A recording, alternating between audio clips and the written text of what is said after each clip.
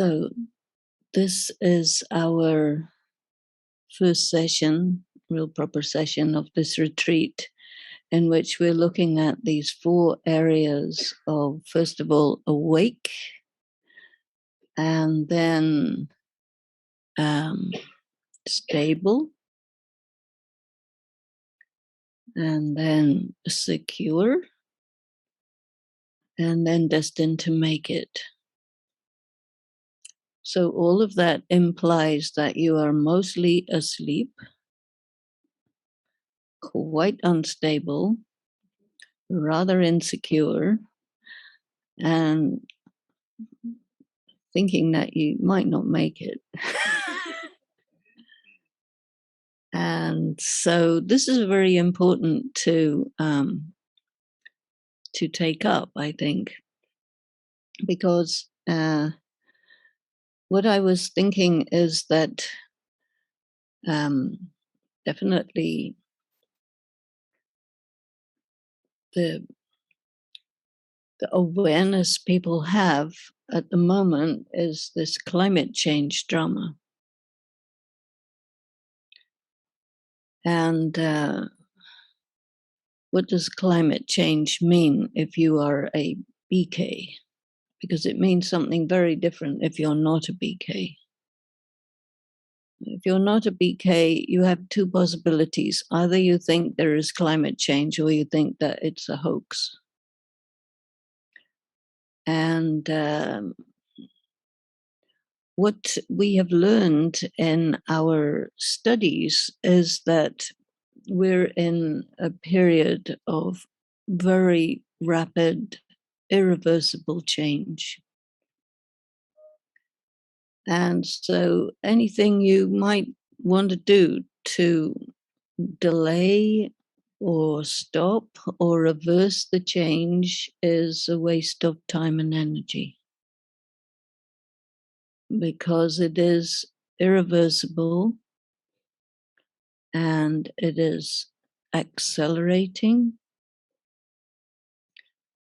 And so that's like a given.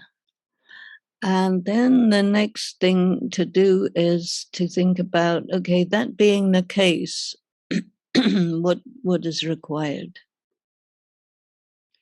Because if you're a climate change person, you think that the most important thing is to plant a tree and handle the carbon footprint and do things that will be nice for the earth so that it stays okay the way it is. But the earth is saying, I need a change. I don't like it the way it is. And so this happens time to time. Very, very big, enormous change. And there's one, at least one, but a number of people who take a look at the very, very big picture on the earth, what happens. And what they say is that every so often there is absolute massive change, which happens very, very quickly, followed by very, very slow change. And this is normally roughly every 3,000 years. And if you look at timelines in different scriptures, you will find that they correspond extremely closely to what Baba tells us about in terms of the 5,000-year cycle. Like, I think the time cycle, the timeline of the Bible is 6,000 years, which is not that much different from 5,000 years in comparison with 28 billion years, which is the scientific idea of how much time there is between big bangs. Because nobody says there's only one big bang. And then if you look at the just the nature of things. It is like that. There's very, very, the only way to have a real, solid, lasting, good change is to have a very, very big war. Most of the benefits that we're experiencing at this time in terms of the state of the world is direct consequence of the Second World War, which was a direct consequence of the First World War, which happened as a result of previous wars. So wars are moments that indicate positive change. But not very many people look at it that way, because when you see war, you see bad because many people die, and many buildings get bombed, and a lot of people have sorrow and trouble and poison and wounds. And so, all of this is called bad. But then there are many, many things that could not have happened if that war had not taken place. And so things can be looked at equally validly as bad things or good things. But when you have something very, very global in impact, then there's definitely a big effect, and which is carrying everyone forward. And at the same time, it flags up man's inhumanity to man, because there's things that happen in war very easily that don't happen when there's not a war. But when you need to make a big shift in society, the best thing to do is have a war. Don't tell anybody. But anyway, from the angle of the spiritual knowledge that we study, he says to us, I'm here. God says, I'm here. And so, is that a good thing or a bad thing? Because, when God comes and talks to us and does or fulfills our prayer for purification and take away the sorrow, give us happiness, and we want the truth and all of those things. So in that sense, it would be a good thing. But when God comes, all the status quo gets unstatus quoed. So all turn upside down and absolutely altered. And so our relationship with change is really what's going on. And so some people are relatively comfortable with change, but most people like things to be predictable. They like continuity, and they don't want disruption and disturbance. But what is happening to everybody is disruption and disturbance. Yes? We have a lot of disruption and disturbance in family relationships, professional relationships, friendship relationships. All that is in disturbance. And we don't really think that this is the time which is specially designed for lots of disturbance in relationships. So whether that's a good thing or a bad thing, we have to decide, because it's up to our perspective if we think it's good or it's not good.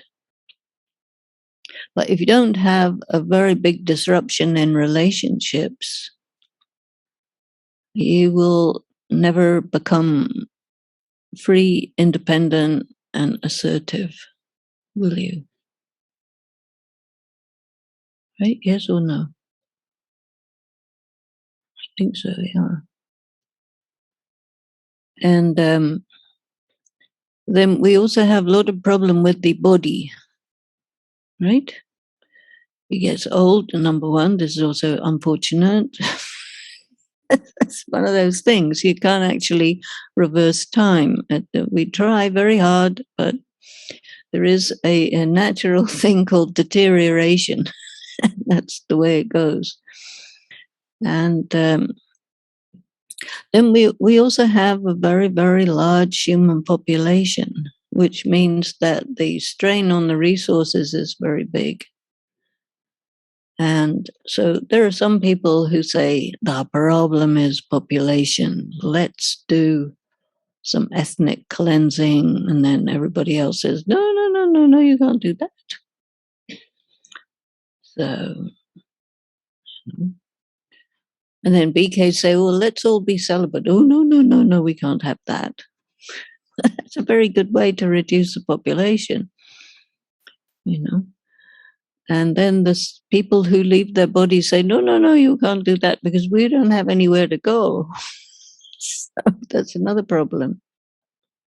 So there are just circumstances that don't usually get defined quite like this, but we are at a time when this sort of J curve of everything is hitting the ceiling, isn't it? The consumption of oil, the requirement of energy, the lack of water, all the things has reached this situation. And so what does it mean to be awake around that? Because when Shiv Baba starts talking to us, he tells us, look, this is the end of one cycle and the beginning of another cycle, which means the world, every aspect of the world will be turned upside down rapidly, irreversibly, and quite catastrophically. Is that okay? And of course, everybody says, well, no, that is not okay. And he says, well, anyway, it's going to happen. So you have to learn how to manage in that situation, because then it'll be easier for you. Because, there's nothing he can do, and there's nothing we can do, and there's nothing in any way possible to change this situation. But what is important is to understand what the circumstance means to us. Because one thing that's really very interesting, which we do need to be very awake about, is that this is the one and only time when there is evolution. But all the rest of the time, there is devolution, deterioration. And regardless of Einstein, what's his name, the evolution guy? Darwin. Regardless of Darwin, there has not been any indication whatsoever of anything evolving from anything. There's nothing to support that idea, except one thing. That unless you get all the population to believe in evolution, you cannot set up a system of democracy. These two things are absolutely interdependent. Because democracy means that the next guy that you elect will be, by definition, better than the previous guy. Right? Because otherwise the voters will not vote if it's definitely going to be worse. Would they vote? They wouldn't vote. Of course not. So this is why we have the system of evolution, is because we have the system of democracy. And democracy has lots of good things and some things that don't work very well.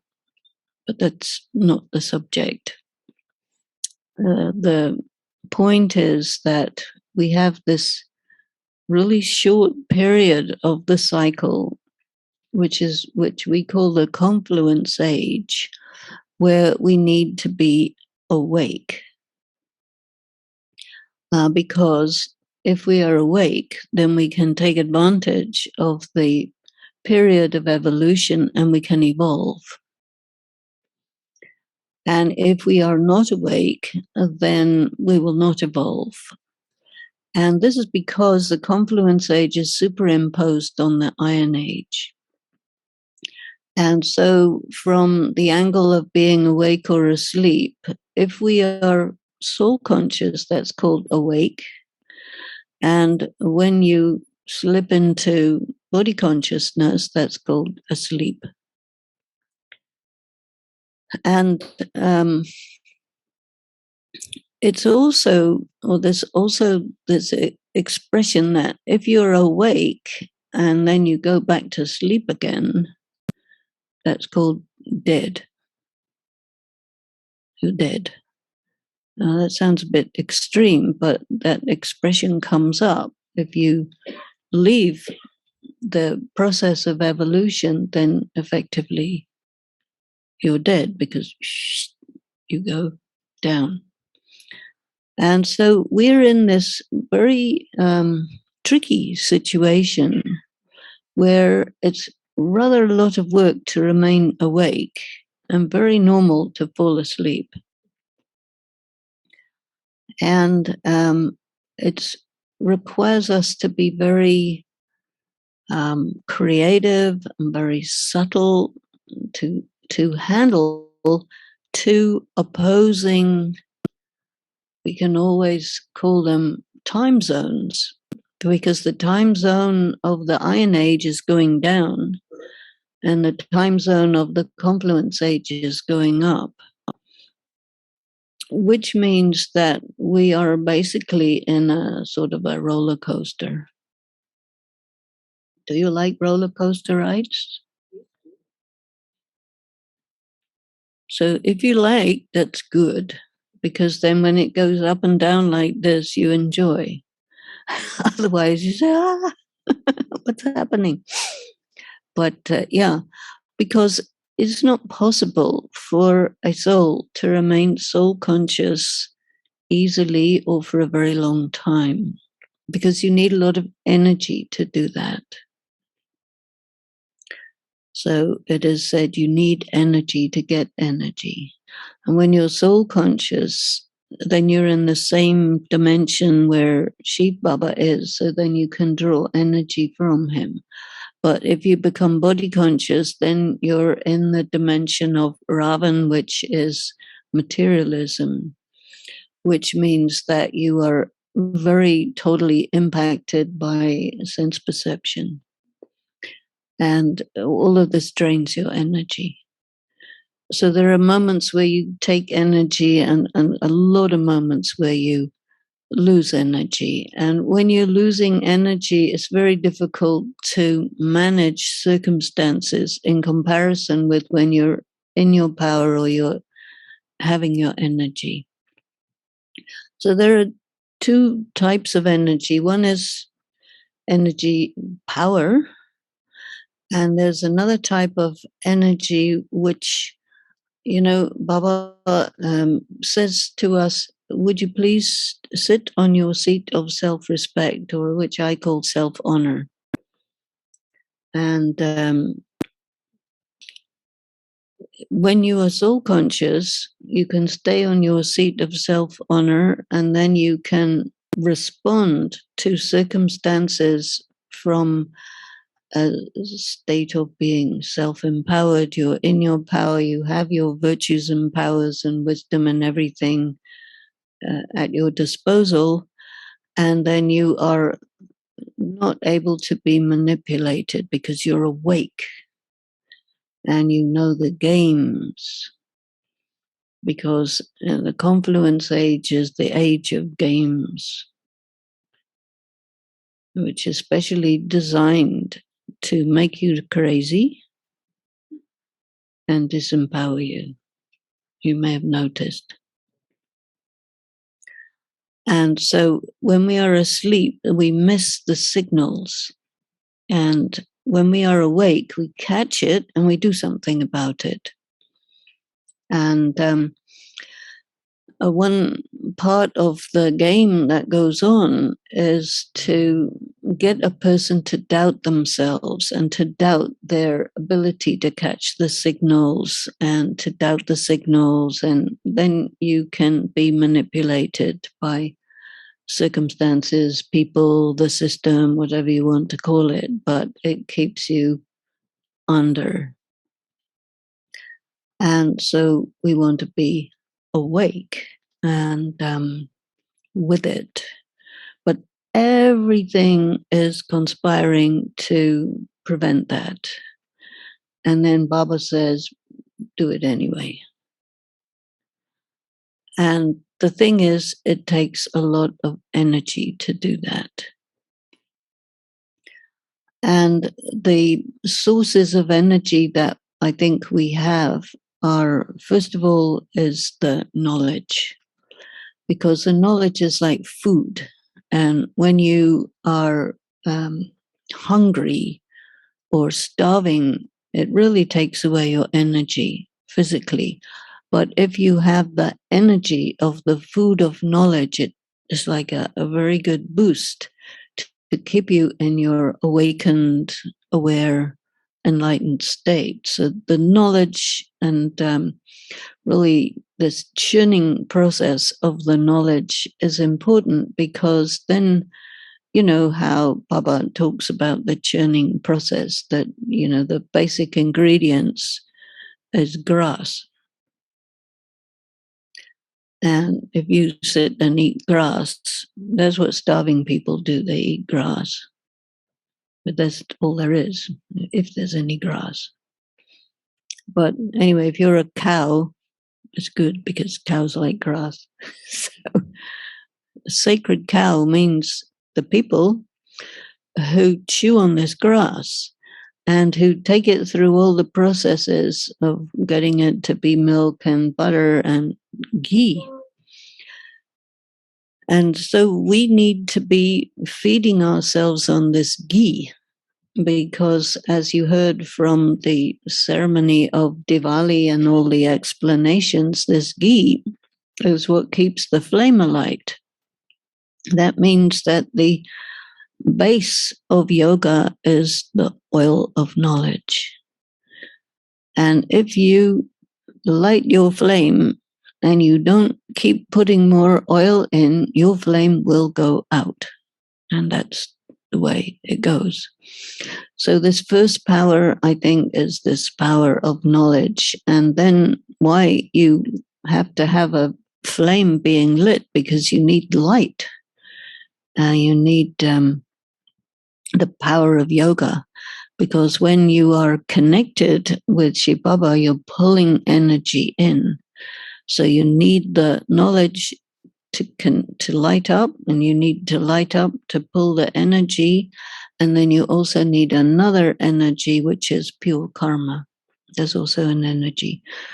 So to be awake enough to make sure that you are accumulating yoga, knowledge, and pure karma, it means that you're doing what you need to do. You're doing the best thing you need to do to be able to stay awake and to function, paying attention to these tiny little signals that let you know something important, to prevent getting trapped.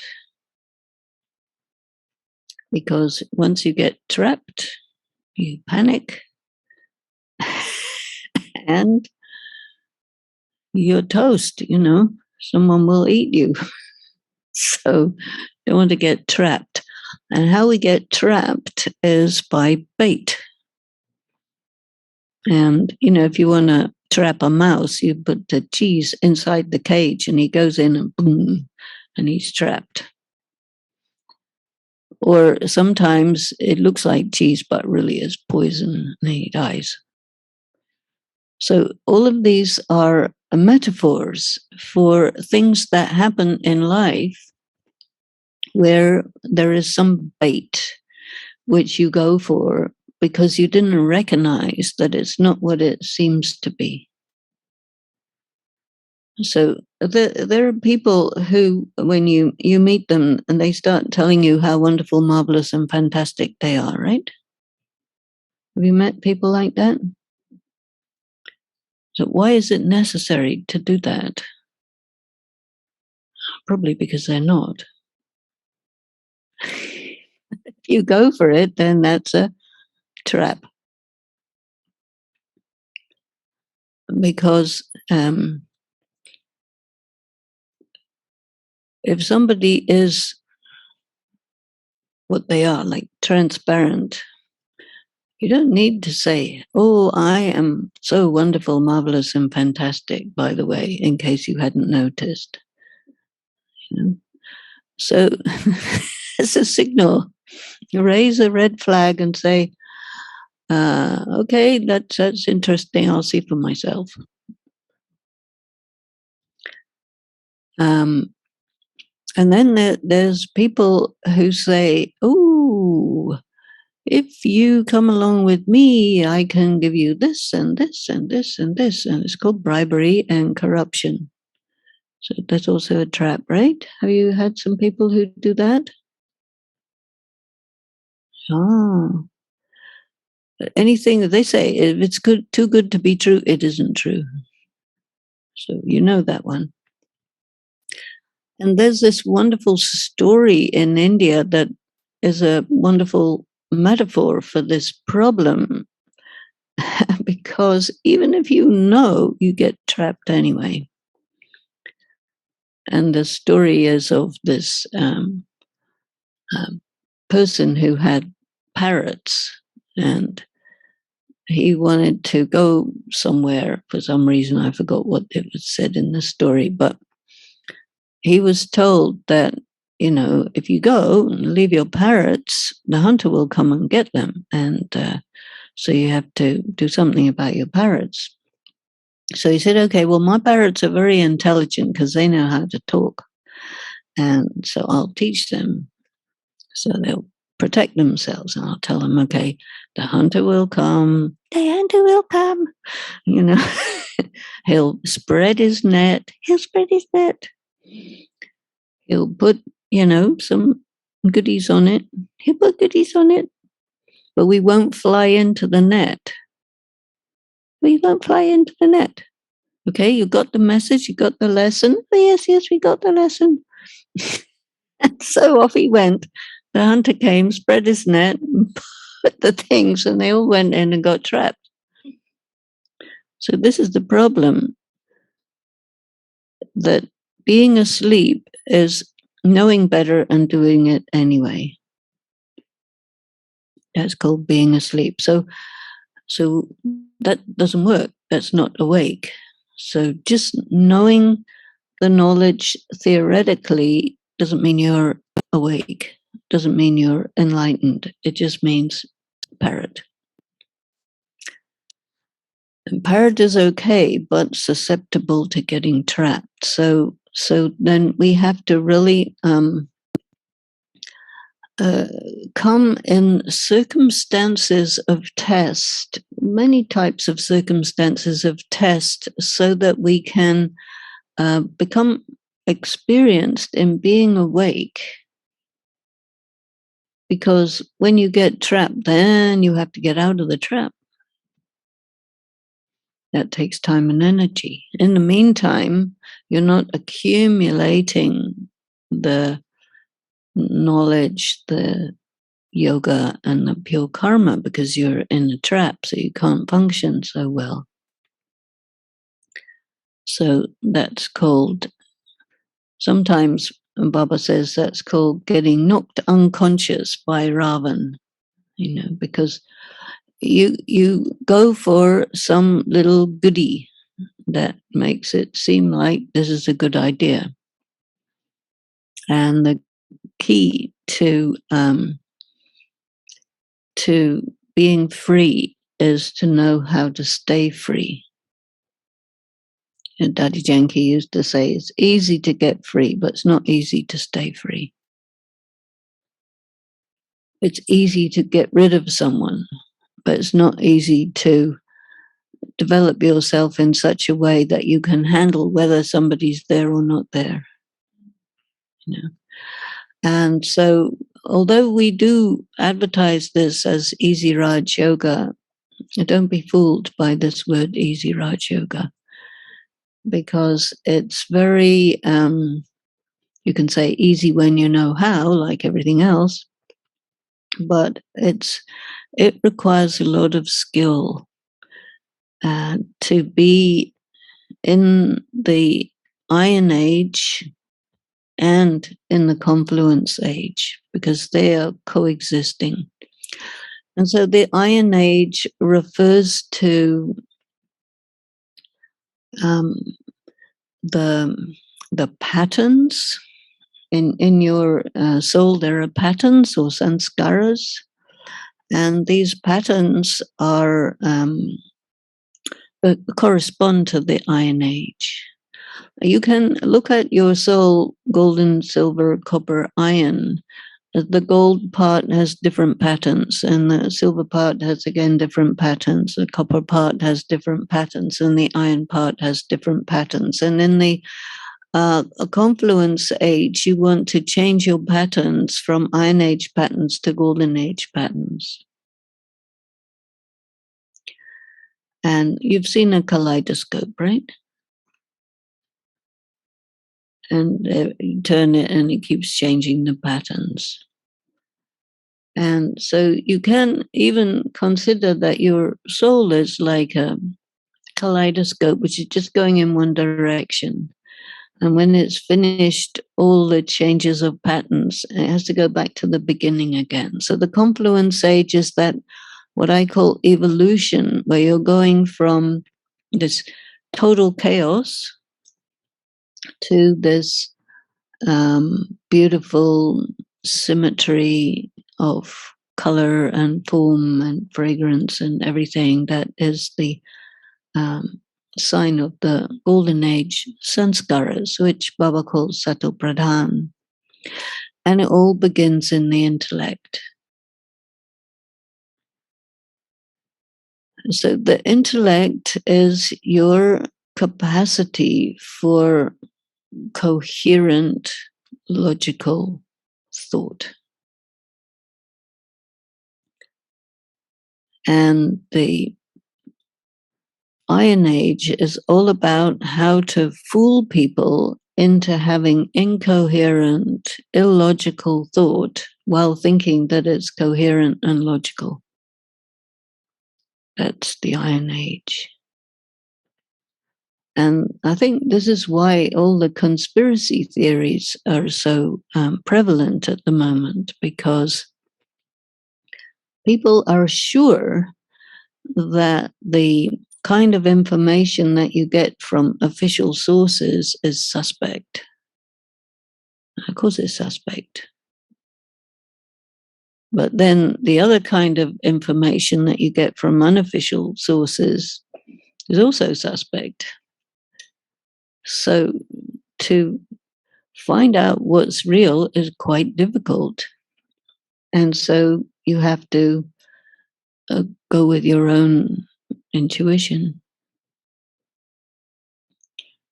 And you don't have enough information to make good decisions. But if you do actually follow all the things, the Maryadas and everything that Baba talks to us about, it will make you more able to pick up what's right and wrong through your conscience. And if something's not right, you will see that thing and there'll be a vibe about it which says, something wrong with this. Everything will be right except the vibration. And then there are other things, kind of the opposite. It looks like really not okay, but the vibe is right. And so I think one of the descriptions of yoga is that you're able to pick up when things are right through your intuition. And very often when Baba was teaching the first group of BKs, which are what we call the dadis, he would say things like, you will know if you should go this way or that way. He said, for example, someone asked him, what should we do when there's a catastrophic earthquake? And he said, well, your feet will know the way. Just be in connection and you will go where you have to go, or not go anywhere if it's better to stay still. So there's this dimension of knowingness, which can be very beautifully activated if your knowledge, your yoga, and your pure karma is all good, and you're steady and stable, and you know who you are, and you're on your seat of self-respect, and all of these things are all lined up. You will get the signal. Sometimes Baba talks to us about you get the touching.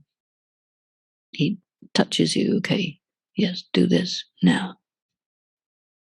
And it turns out to be exactly the right thing.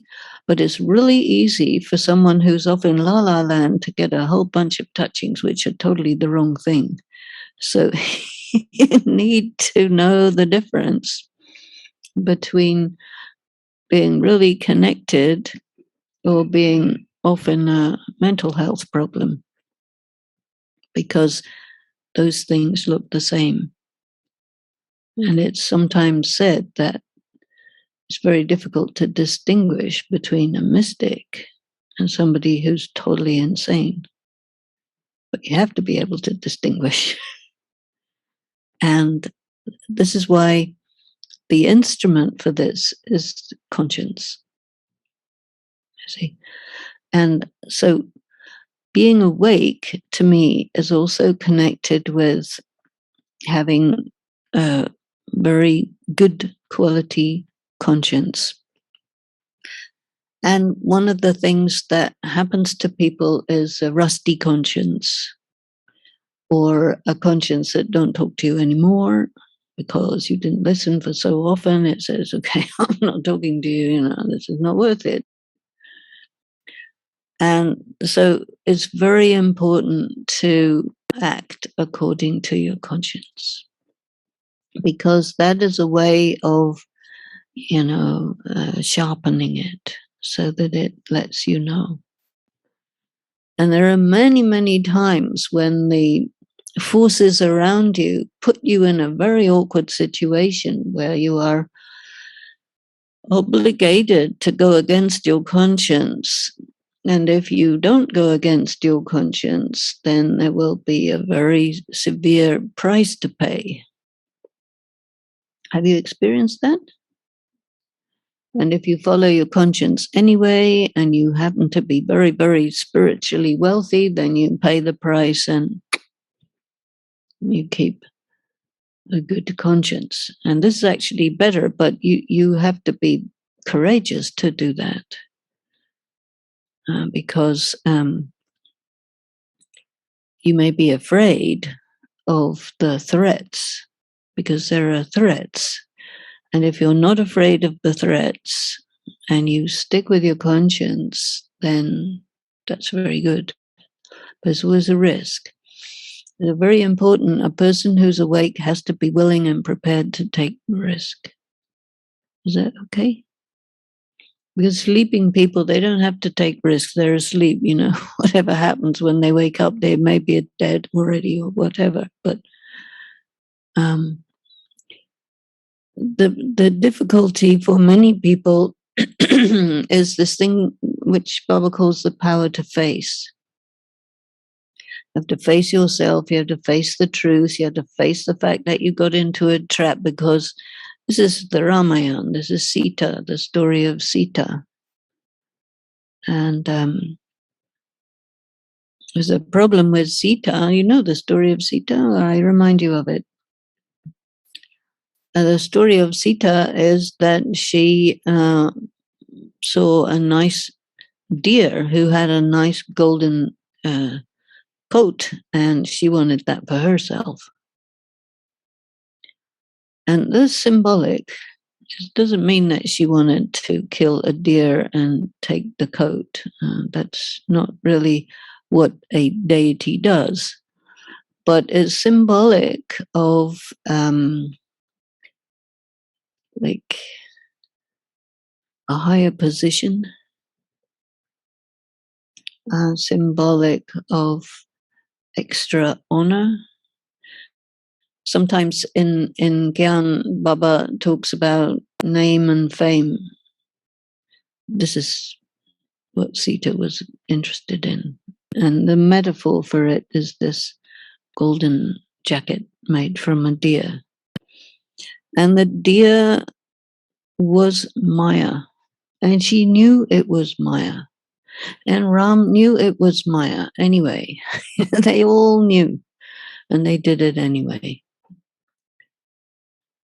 And so this is why Baba says he's creating three dharmas here: the Brahmin, the deity, and the Kshatriya. And so if you want to be a Silver Age BK, then you go for name and fame. And if you want to be a Golden Age deity, then you do not fight, but you assert your victory. Or another way of putting it is, you don't try to do something unless it's guaranteed that you will get it.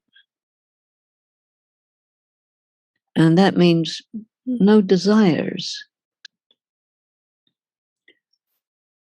To do something where the consequence is guaranteed is just to understand the philosophy of karma. If you do pure karma, you cannot avoid the consequences. But you don't do it because of the consequences, you do it because that's your way. You do pure karma because you do pure karma, because that's who you are. And so the consequences of it is not your motive, but you understand that it's there, but you're not much focused on that, you see. And there are times when you have to assert, there are times when you have to stand up for yourself. And so you have to do that, not because you want something, but because that's what it means to stay on your seat of self-respect. You know, so these are quite subtle things.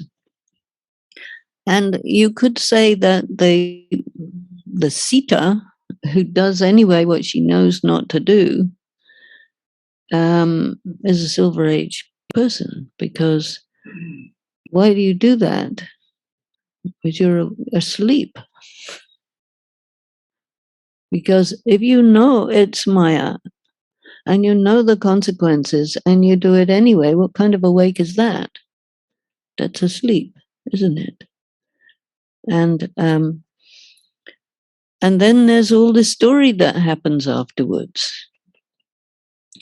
And the key difference between the Sita and Arjuna is Arjuna spends his entire time with Krishna on the battlefield arguing for conventional morality, but eventually gets persuaded to drop it. Whereas Sita and Ram, they stick with conventional morality. And that leads to total failure. Is that right? So we know that. But yet it's very insidious, this, this influence of conventional morality. And then the other thing which people find a little tricky is that God plays tricks.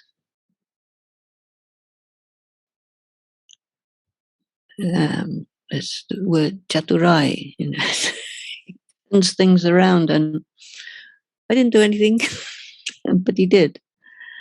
And so the people who are based in conventional morality, they'll put a finger on that and say, that's not okay. And God will say, what are you talking about? You don't understand anything. And indeed, they don't. Because fixed ideas, fixed. So these are little signs, like politeness. People who are polite, always, they're sleeping. Because you get trapped so easily. So easily. Oh, no, you have to be polite. Excuse me, not to the wolf. If you're a sheep, you do not do that. So being awake means you have to really assess every situation on its own merits, staying on your seat of self-respect, connected with the spiritual laws that Baba gives us, the Maryadas and all of this. And then you navigate your way according to Srimat, not according to Paramat. Paramat means all this, which is specially designed to keep everybody asleep. And walk into one trap after another, after another, after another. And then what do you become? Hamburger. Somebody else will enjoy eating you up. And why? No reason. You know better. So awake is like that. And we also have a problem of making assumptions. Or you do something in good faith with assumptions, regardless of the signals that you get. Is that right? And so we have to do something in good faith, but not regardless of the signals. When the signals come, it means you have to take responsibility for what you're doing. And that means that your relationship with authority has to be sensible. Because there are many authorities which dictate to you. And in Germany, after the Second World War, there was these trials, Nuremberg trials, about who's responsible for what atrocity and all that.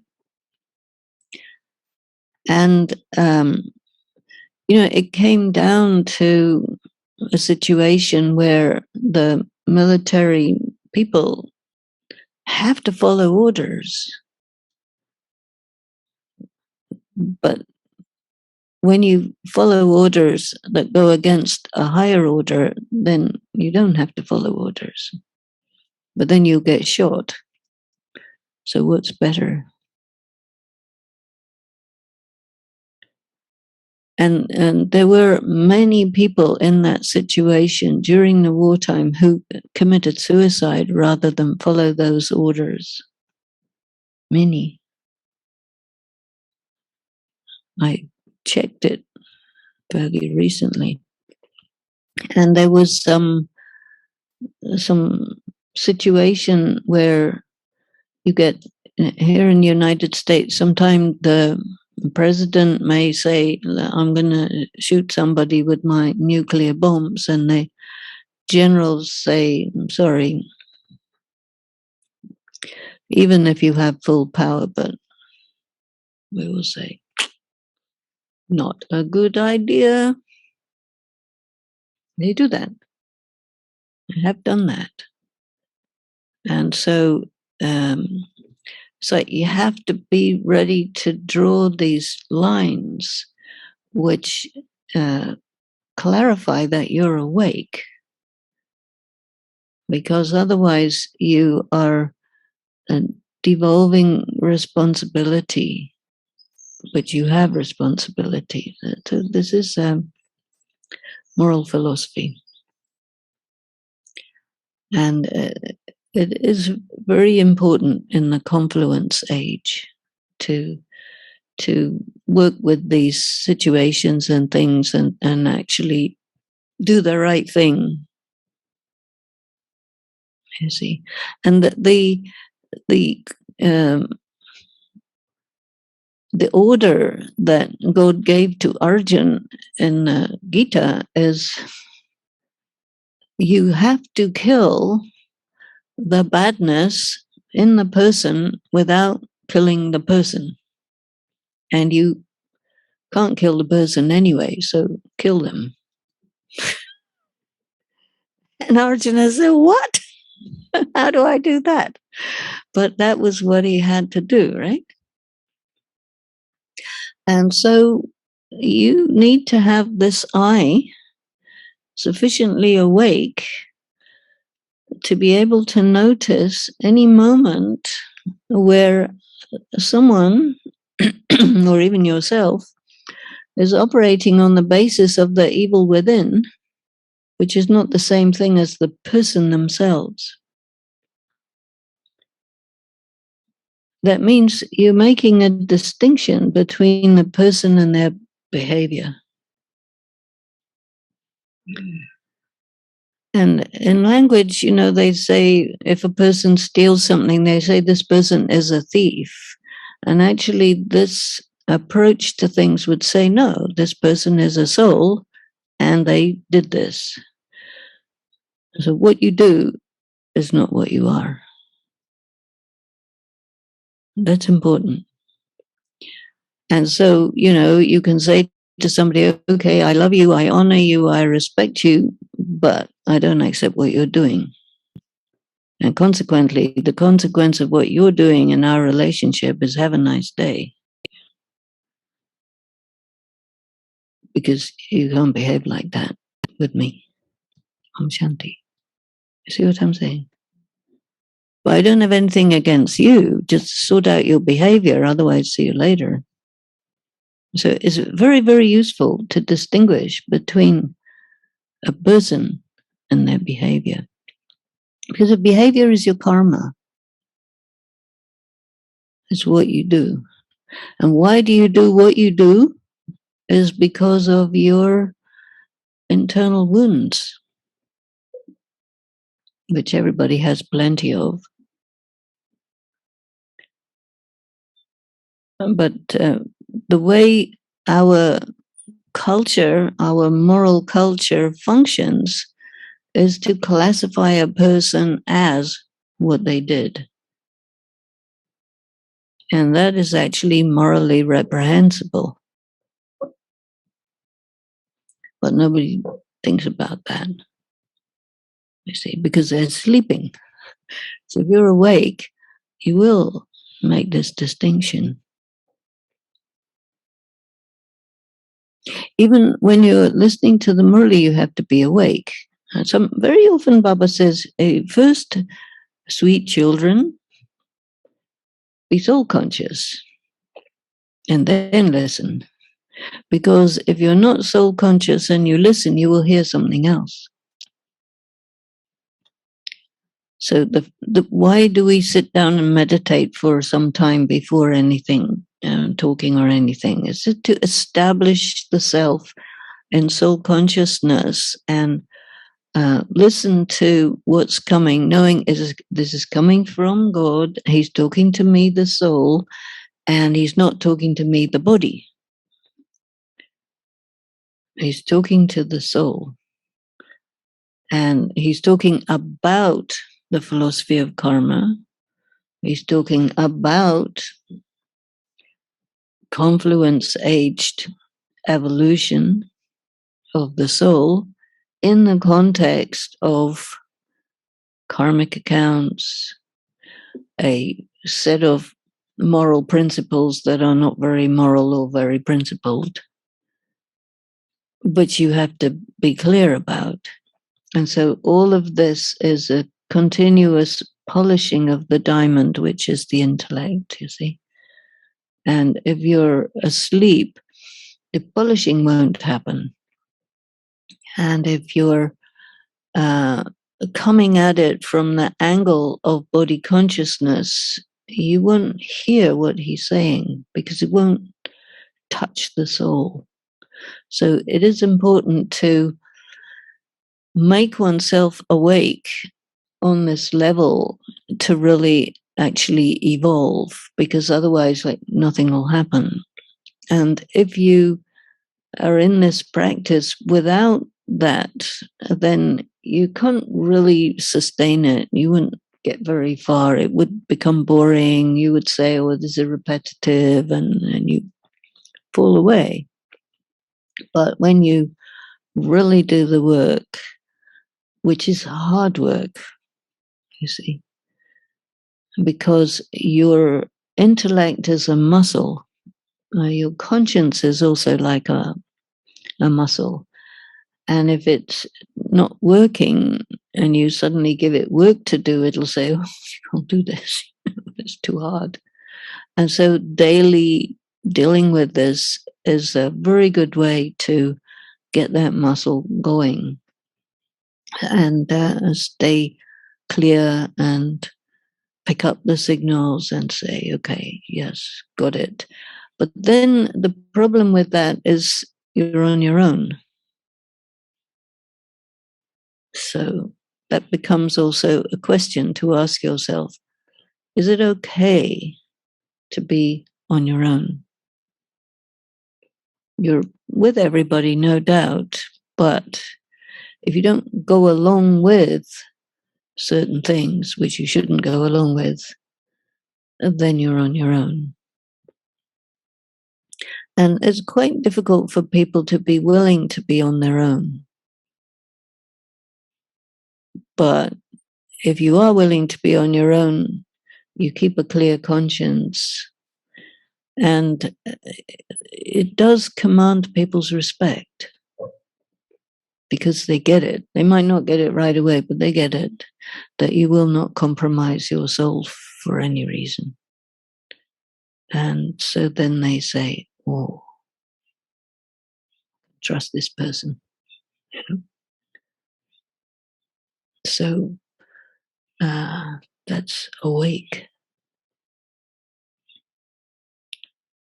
I know we've got a lot of time this evening for questions, but there might be some questions now on this subject. You have something? Question from online. Okay. How do we recognize a wolf dressed in a sheep's clothing? Well, you sit with your mum and she will read you the story of Little Red Riding Hood. And all these stories are ancient stories because they're talking about human nature. And these stories are called fables. And fables are of a specific type of fairy tale or story where the storyteller has understood that the nature of certain animals is also reflected in certain human beings. And it's a way of warning children how to judge, how to be a good judge of character. And this is really the thing. It's all about being a good judge of character. So if there is a wolf dressed in sheep's clothing, you will notice that maybe the ears will stick out, or the claws will stick out, or there'll be something. Maybe the teeth are a bit long, because sanskaras. You know, I was talking about the person who says, I am this and I am that and I am the other, right? And I'm super, super me. Okay. So, okay, then you check. Do they have the sanskaras that corresponds with what they say they are? And if they don't, then this is not what they say. This is something else. And so you have to be, people really don't like it if you judge them, right? They say, don't judge me. At least I get that all the time. Don't judge me. And I said, no, I will judge you. Of course I will judge you. What do you think I am? I will judge you. I will evaluate you. What's wrong with you? Don't judge you. I will. I won't condemn you. I won't judge in the sense of prejudge, but I will judge. This is one of the powers of Raj Yoga, discern and judge.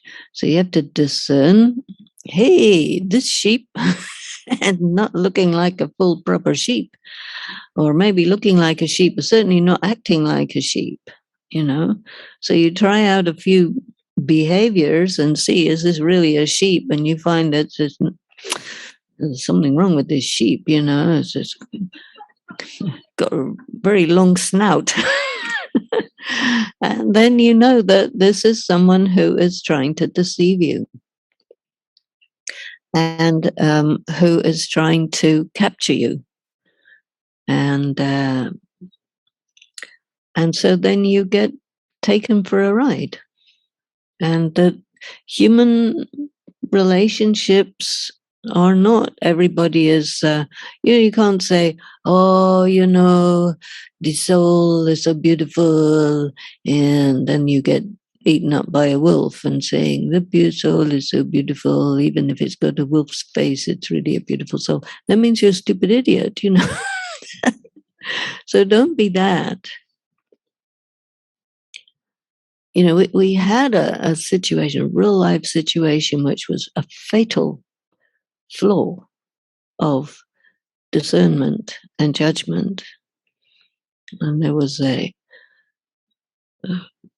BKs in a car, and the driver was drunk and driving in the most horrific manner imaginable down a road which had blind corners all the time. It was followed by another car which had 2 BKs in it, who was seeing this and saying, wow, this is a serious situation. We have to do something about it. And so they stopped for a pee. They all stopped for a pee. And then the people in the car behind said to the people in the car in front, you know what? Your driver is so dangerous that you are going to be in an accident anytime now, because we've been following you for several miles, and this is a serious problem. And they said, no, Baba will do it and everything will be fine. Within 10 minutes, they were dead. So this is an important story, that if there is a sign, don't get into BK Lala land, because that's not a good place. And don't be stupid, because you're responsible to look after yourself. Baba can intervene when it's really beyond your capacity to take care of yourself. But he will only do that in certain circumstances, very occasionally. But if you are not doing what you're supposed to do, he will fold his arms and say, sleeping BK, not awake. But if you do everything and still the situation is really bad, then Baba can come and take care. And we have experienced that. And it's very amazing how much he takes care of you. But there is a saying, God takes care of those who take care of themselves, which means he doesn't take care of those who are not responsible. So, bear that in mind. That's the wolf in sheep's clothing. You should be able to detect.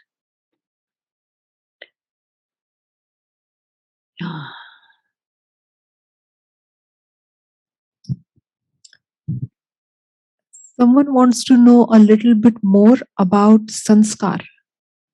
You talked a bit in the morning, right now. Sanskars. Actually, I think our whole study from A to Z helps us to understand a little bit more about sanskaras, because it's a gigantic subject. And when we, I think it's a long time ago since I ever taught anybody the 7 days course, but as far as I know, in the 7 days course, you tell people that whatever your karma is, this creates your sanskaras, right? Is that what you learned? Yeah. So that's a small percentage of it. But there's other things that create sanskaras that are not that.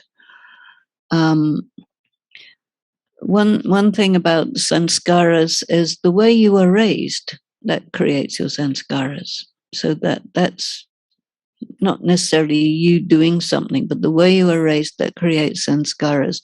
A lot of people are raised in dysfunctional families, so they get highly dysfunctional sanskaras. And that's just the way the cookie crumbles, So to heal from that is a big piece of work. And on the basis of having received dysfunctional sanskaras by how you were raised, or how you were educated, by the society you live in, to become free from that and independent of that is the big BK deal. Because if you think you're responsible for how you were raised, that's actually not true. You were raised a certain way. It's like data, it's a given. And it messed you up, traumatized you, bent you out of shape in every imaginable way. And Baba says, okay, let us see if we can straighten you out. And if something is very beautiful and very valuable and all contorted, then you have to straighten it very patiently over a long period of time. And so his method of straightening us out is teaching. Yoga, Gyan, and pure karma. And slowly, you, very, very slowly, very, very slowly, you will get it. And then you will figure out that the way you're handling yourself is nothing to do with you, but it's to do with something that was put on you from outside. Because if something is to do with you, that's really you. You're responsible. But if something is put on you from outside, it's easier once you've got it, once you've seen it, to drop it, because it's not you. It's some other people. And usually Baba says that you get born into a family where you have karmic accounts. And so there's that angle on it. But you also get born into a family which is specially designed to mess you up good and proper. And that's your laboratory. And you may also arrive in a BK family, which is also specially designed to mess you up even more. And so this is also really very, very good, because you have to be able to figure out how these environments contain messages for you that will help you to become more true to yourself. Because if you don't, you're going to be in hell. And if you get it right, you're going to be free. But you have to discern. You have to understand what's happening. You have to understand the game. Because there's God's game and then there's people's game. And God will use people's game to get his game done. You know, he's very tricky. And so therefore, it is just very, very important to have this power of discernment, to really know this is me. I am a pure, golden-aged, etc., soul. And I'm in this very awkward situation, which is not because I deserve it, but something else. It's like, this is my school. And this, I have to learn something which is so subtle and so, you know, unusual and so unexpected that I have to figure out what's going on here. And it may take me a while to figure it out.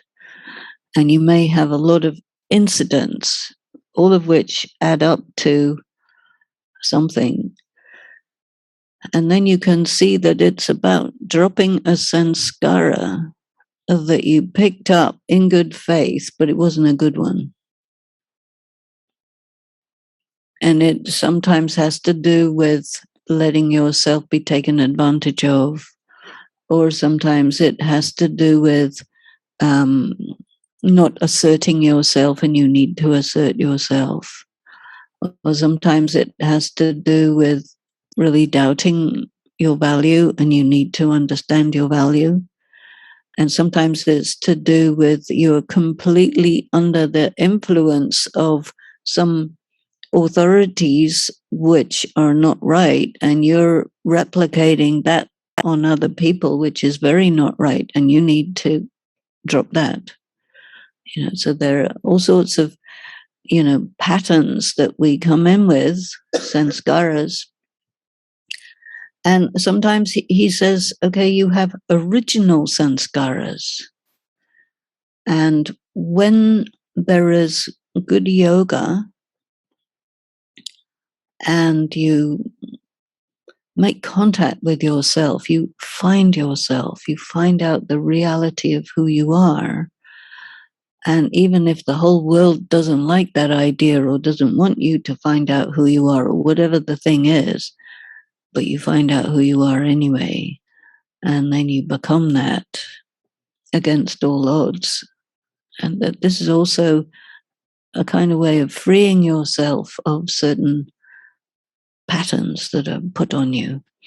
And you can get in contact with that through this deep churning and good yoga and pure karma, because this recipe makes you able to pick up other messages like these touchings or something.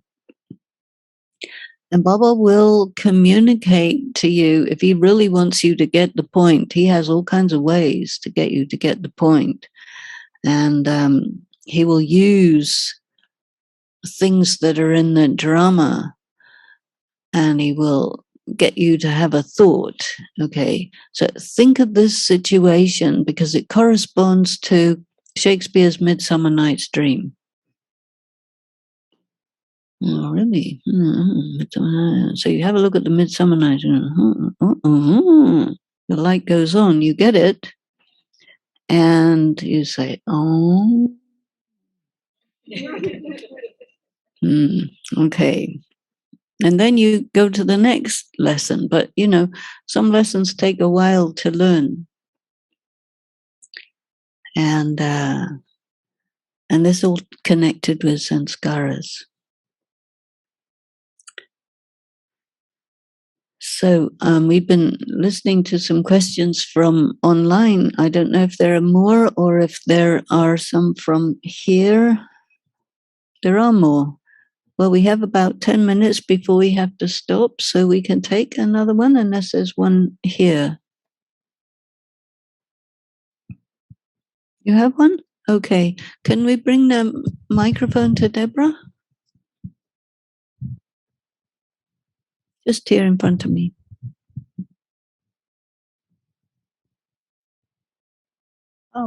You had said one part that not to fight, but assert your victory, and not because of consequences that might happen, right? Not because of the consequences. But what if a situation has to do with money, and let's just say someone damaged something or your property or something, good sum of money is owed. Is that something that should be, and they did it, okay to? Of course, you must assert your right, and you must assert yourself, but you must position yourself in regard to that so well that there's no way that you could lose. Do you see what I'm saying? Because otherwise, what happens if you get all riled up and you fight, you're likely to lose. So that kind of fighting is not a good idea. It's like reactive fighting. But standing up for yourself and getting all your ducks in line and going for it is like playing the shot, which is, different from fighting, if you see what I'm saying. So I think that it's not practical to fight because you get dirtied and bloodied and all that. And someone told me once, an interesting point about it, and that is that if two bulls are fighting, do not be the grass.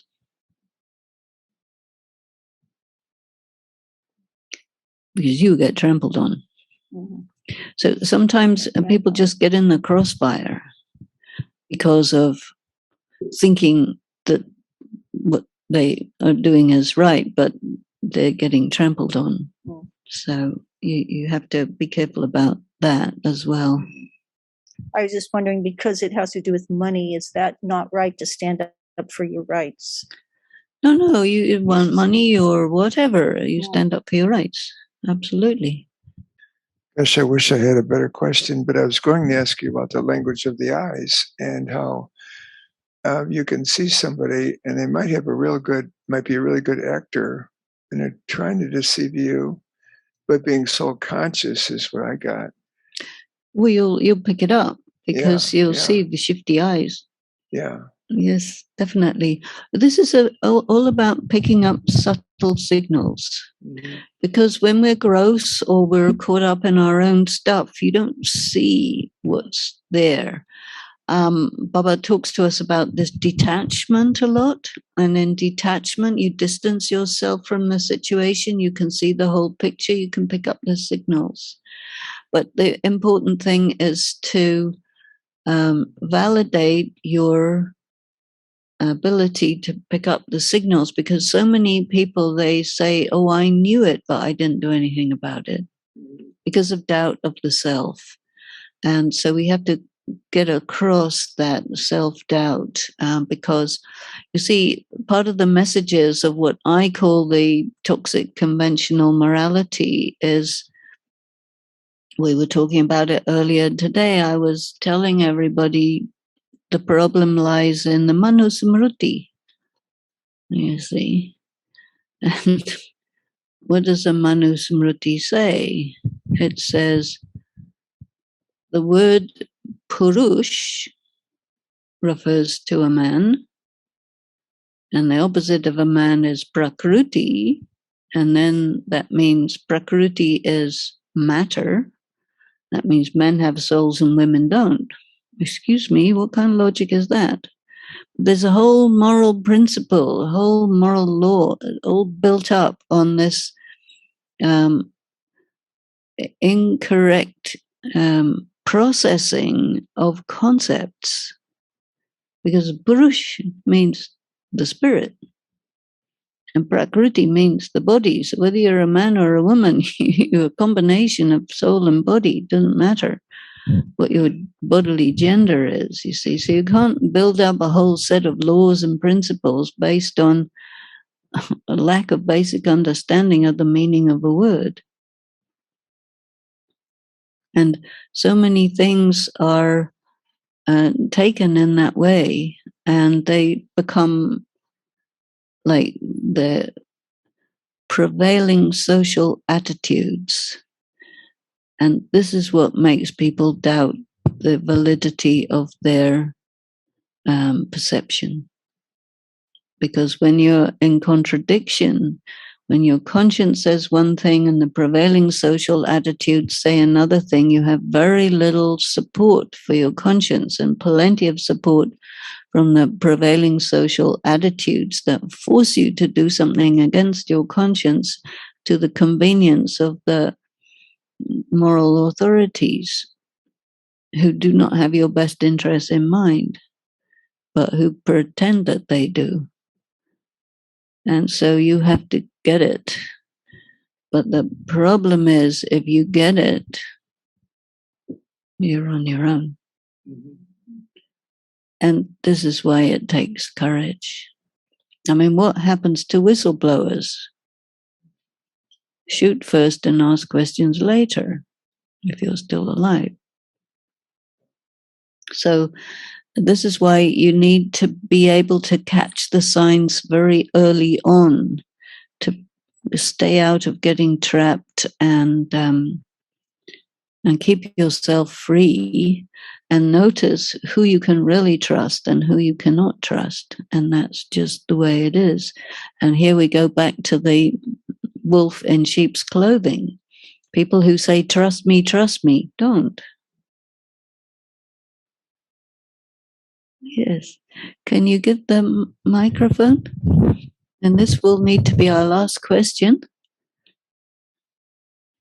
It's just a follow up on what you said. Actually, sometimes we Hold the mic close so we can hear you. Sometimes we get the signals, but we keep giving benefit of doubt because That's exactly what I was talking about, because of prevailing social attitudes. Yeah.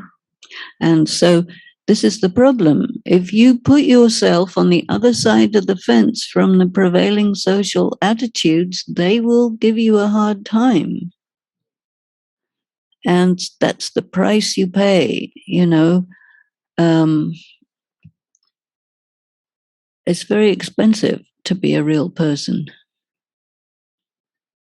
And this is why Baba says your yoga gives you income. Because if it's expensive, it's okay. I got money, I can pay. So, but you have to be in your power, and you may not start off in your power.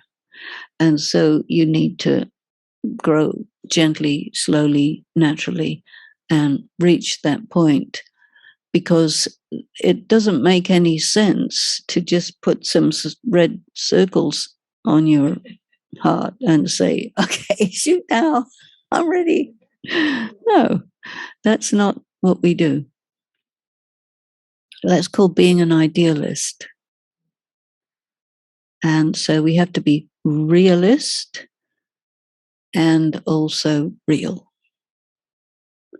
And that takes time to reach that stage. You can't do that in 5 minutes. Go from Tamo Pradhan to Sato Pradhan, Jivan Mukti in 1 second. Very nice, but it takes a lot of seconds to get to that 1 second, you know. And yeah. So awake. I'm sure there's more, and we'll have a little something this evening, some chit chat, and then in the afternoon we'll talk about stable. Because once you're awake, then you have to be stable, because you're on a tightrope. Om Shanti.